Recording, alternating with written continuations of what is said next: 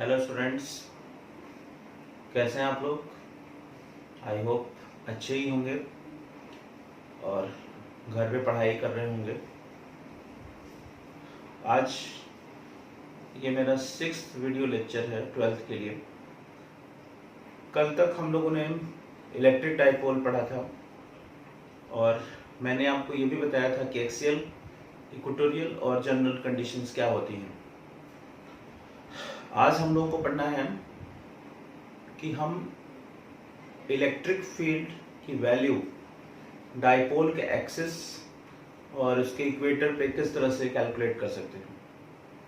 Means हमारा जो आज टॉपिक है वो है electric field due to the dipole, और हम लोग को ये कैलकुलेशन करना है। तो डाइपोल के लिए 3 केस क्रिएट होते हैं। पहला केस है एक्सियल कंडीशन, दूसरा केस है इक्वेटोरियल कंडीशन और थर्ड केस जनरल कंडीशन। तो जनरल कंडीशन सीबीएसई सिलेबस में नहीं है, लेकिन कॉम्पिटिटिव एग्जाम्स के लिए आपको पढ़ाया जाएगा। सिलेबस में आपके 2 ही हैं, एक्सियल और इक्वेटोरियल। तो चलिए देखते हैं हम electric field due to the dipole in axial condition.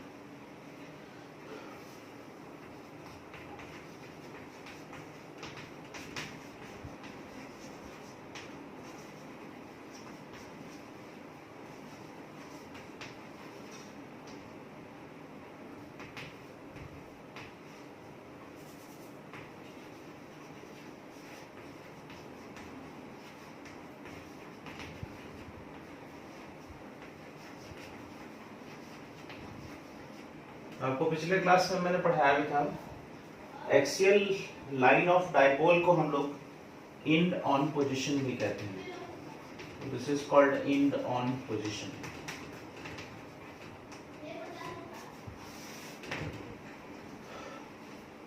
This is our first topic. Let us see. This is our dipole. आपको मालूम है कि डाइपोल एक ऐसा सिस्टम है जिसमें इक्वल एंड अपोजिट चार्जेस हैं and they are separated by very small distance to it. This is the centre of the dipole and the length of the dipole is 2a. This is the given, this is the dipole having the length 2a and the charges are plus q and minus q. Our target is to find out the electric field along the axial line, like at point P. The distance of point P from center of the dipole is r. So r is given here. Our target is to find out the electric field at point P. Since it is 2a, so this becomes a and this also becomes a.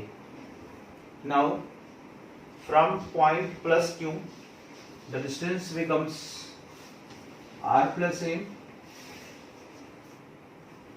and from minus q, it is r minus a. It is clearly shown by the figure. Now plus q के कारण हमको p point पे electric field चाहिए, minus q के कारण electric field. Electric field का हमको formula मालूम है, due to the point charge. पिछले क्लास में हम लोग डिस्कस किए थे 1/4πε0 q/r²। सो प्लस के लिए अगर हम डायरेक्शन देखें आउटवर्ड्स, सो ये बाहर की तरफ हो जाएगा। Let this is e plus q। और माइनस के लिए इनवर्ट्स हो जाएगा इस पॉइंट पर। Let this is e minus q। E plus q is the electric field due to the plus charge and E minus q is the electric field due to the minus charge. Now अब हमको electric field लिखना है। So electric field at point P due to plus q and minus q. So this is E plus q. The formula is 1/4πε0 and q/r²। Plus q से distance देख लीजिए, r plus a है। So this is r plus a whole square. You must have the direction also. Because vector है, so direction is बाहर की तरफ जा रहा है, तो along OP, so along OP you can write, and E minus Q becomes 1/4 pi epsilon 0 Q upon R minus A whole square along PO। बहुत सारे बच्चे यहाँ प्लस माइनस यूज करते हैं, जो गलत है। प्लस माइनस वेक्टर में यूज नहीं होता है, डायरेक्शन वो होता है प्लस माइनस, सो आप डायरेक्शन अलग से लिखें। नाउ हमारे पास दोनों इलेक्ट्रिक फील्ड मौजूद हैं P पॉइंट पर, और दोनों अपोजिट डायरेक्शन में हैं। आपको मालूम है कोई भी दो वेक्टर्स हैं अगर अपोजिट डायरेक्शन में हैं तो हम उनका नेट कैसे निकालते हैं, बड़े वाले में से छोटे वाले को माइनस कर देंगे by the law of parallelogram. So therefore net electric field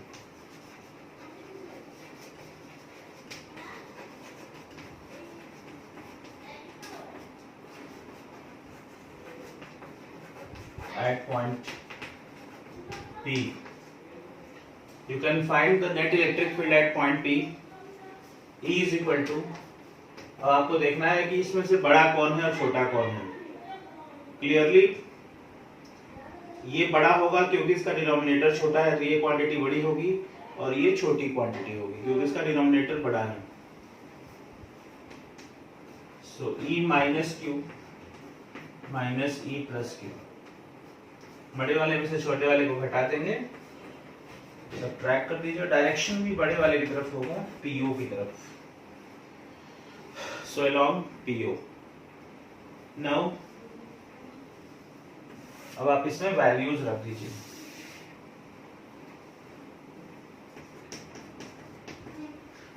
आपको इस चीज में से इस चीज को माइनस करना है। आप देखिए क्यू अपन 4 पाई एप्सिलॉन 0 कॉमन ले लीजिए,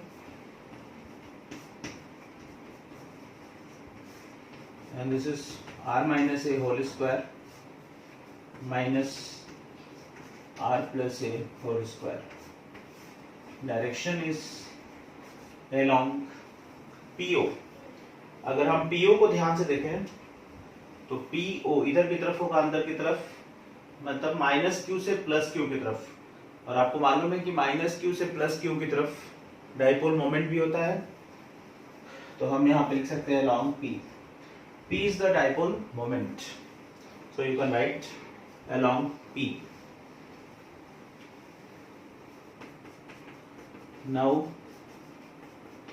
take the LCM, this is r minus a whole square r plus a whole square, this becomes r plus a whole square minus r minus a whole square, and direction is this। When you solve it, you get the answer। जैसे ही आप इसको solve करेंगे आपका answer आ जाएगा, process हो चुका है। Now you just take the screenshot and note down।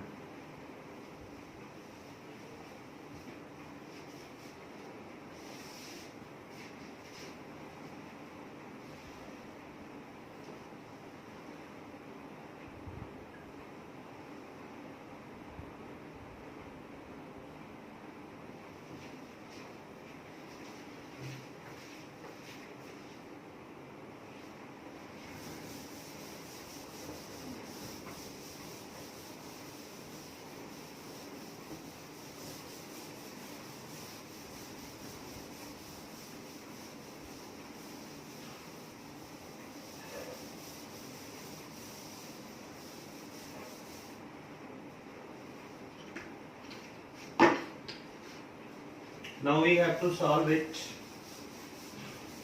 simple calculation।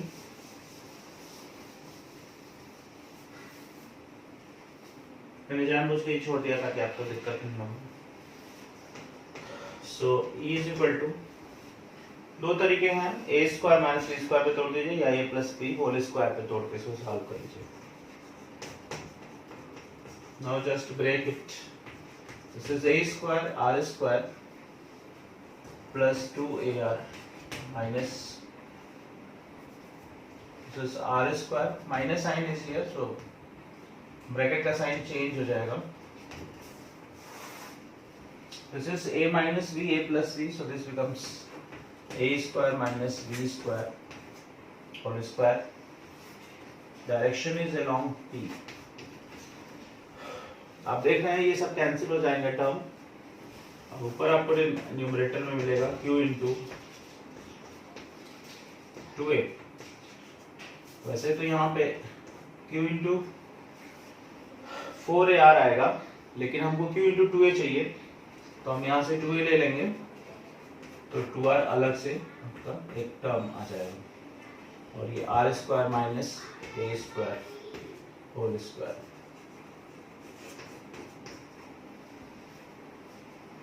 To A लेने से फायदा ये है कि q इंटू 2a को हम p कह देंगे, सो ये becomes p upon this is 4 pi epsilon 0 missing, this is 4 pi epsilon 0,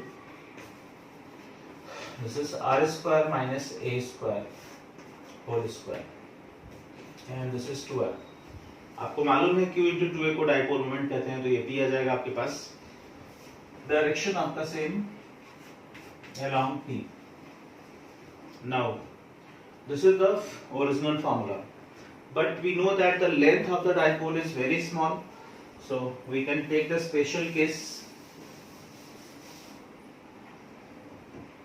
So see the special case here.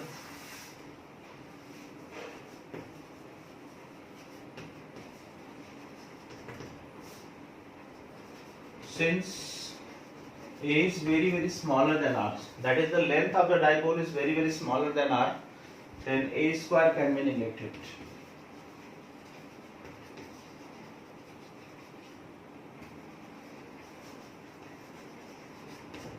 a square को आप नेग्लेक्ट कर दीजिए, so this becomes 1 upon 4 pi epsilon 0, this is p into 2r, and a square is negligible, so this becomes r to the power 4. Now finally it becomes 1 upon 4 pi epsilon 0, and this is 2p upon r cube. This is the formula, and direction is along p. इसका मतलब कि इसका जो direction आएगा वो dipole moment के ही direction में आएगा।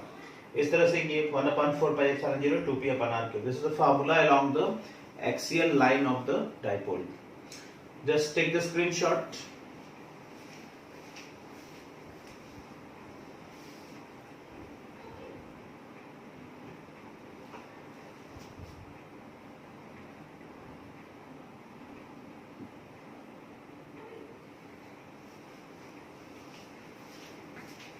Now next derivation.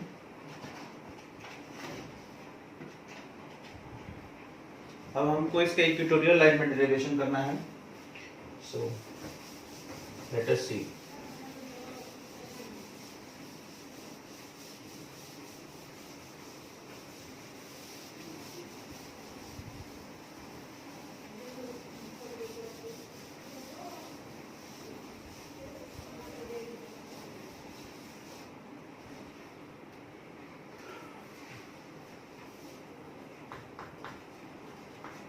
Electric field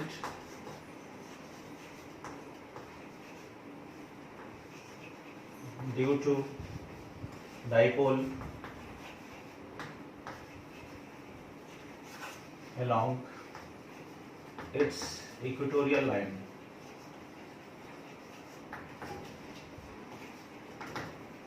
This is also called Broughton position.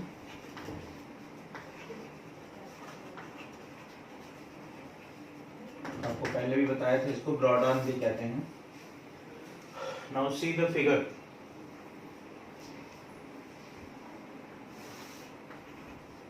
This is our dipole, this is minus q, this is plus q,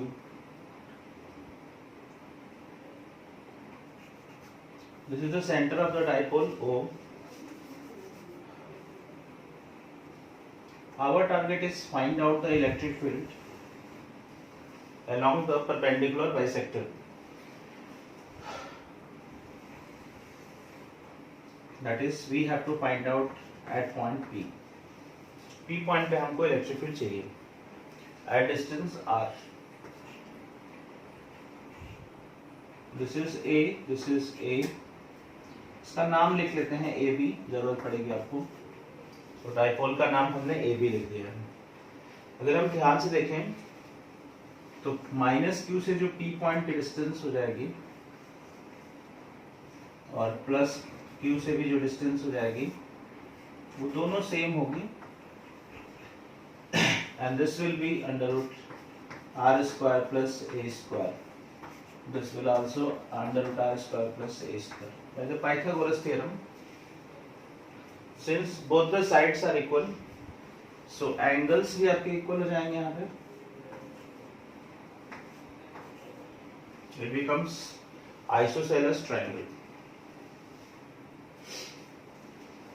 plus के कारण अगर हम यहाँ पे इलेक्ट्रिक फील्ड निकालें, अलोंग द लाइन होगा बाहर की तरफ, हम इसको ड्रॉ कर सकते हैं.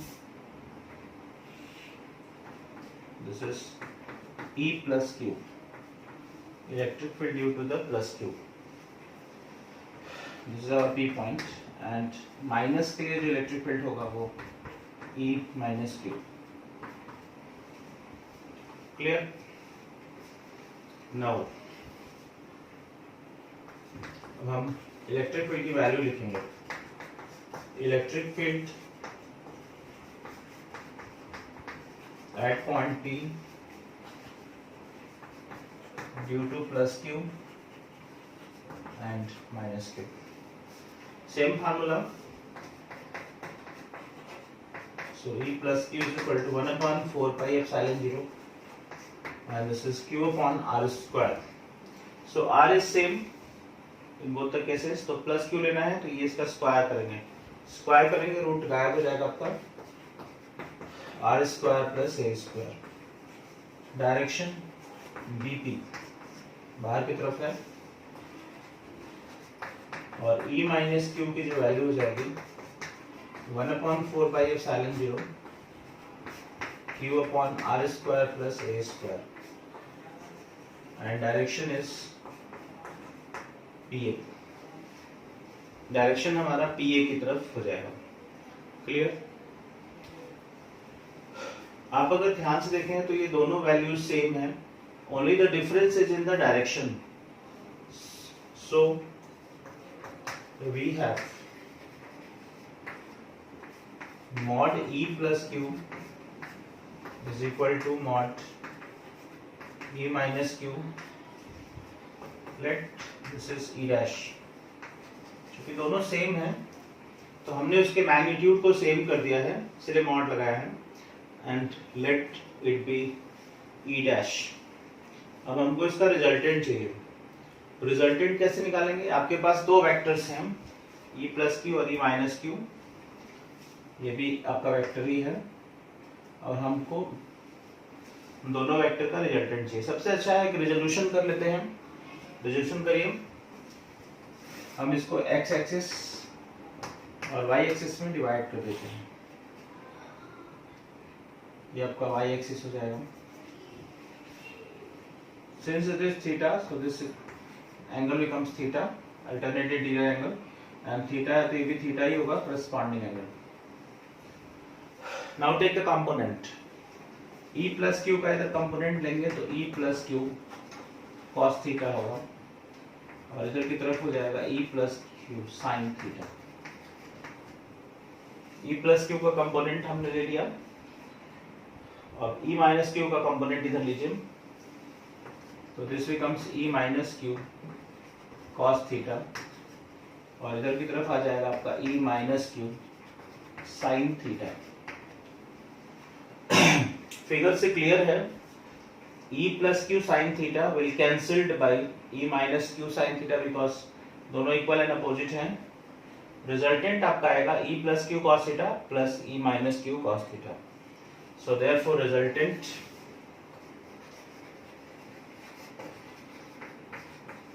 हम यहां से रिजल्टेंट ले लेंगे. वेक्टर का इसीलिए मैंने आपको बताया था पहले ही लेक्चर में, वेक्टर का बहुत इंपॉर्टेंट रोल है. वेक्टर आप जरूर रिवाइज करें.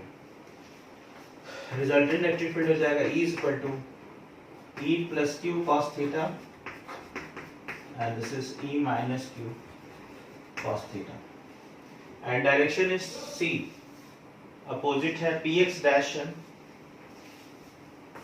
डायरेक्शन जरूर लिखें, दिस इज px डैश।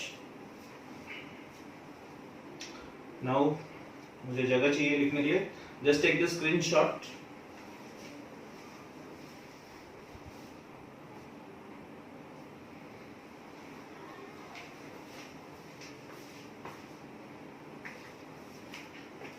आप लोग यहाँ ध्यान दें, E प्लस क्यू और E माइनस क्यू की वैल्यू को मैंने E डैश मान लिया है और E डैश इसके इक्वल है, तो हम E डैश cos थीटा इसको भी E डैश cos थीटा लिख सकते हैं और फिर हम E डैश की वैल्यू इसमें सब्स्टिट्यूट कर देंगे।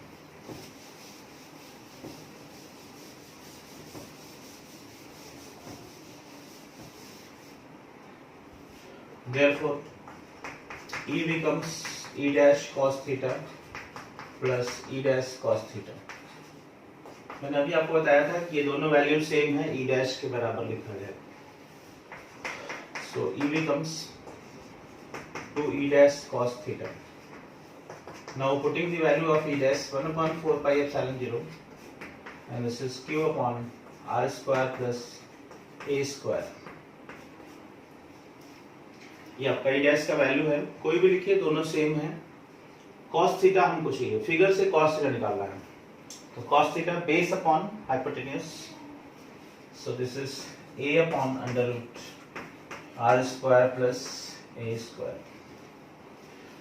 Now the same term, so multiplied both the term, this becomes r square plus a square to the power 3/2 and E becomes 1/4 pi epsilon 0। आप अगर न्यूमरेटर को देखें तो q into 2a है, तो ऊपर p लिख सकते हैं and r square a square to the power 3/2। Direction along px dash। Clear? Now check out the special case। अब स्पेशल केस डिस्कस कर लेते हैं।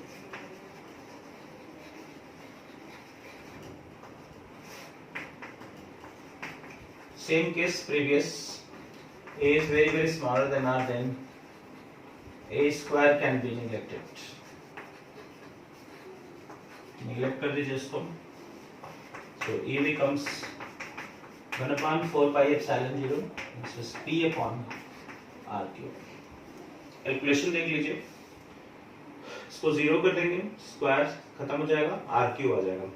और डायरेक्शन px डैश को थोड़ा ध्यान दीजिए, इधर है मींस प्लस क्यू से माइनस क्यू की तरफ है और हमारा डाइपोल मोमेंट माइनस क्यू से प्लस क्यू होता है, तो अपोजिट टू पी लिख सकते हैं हम, तो this is opposite to E.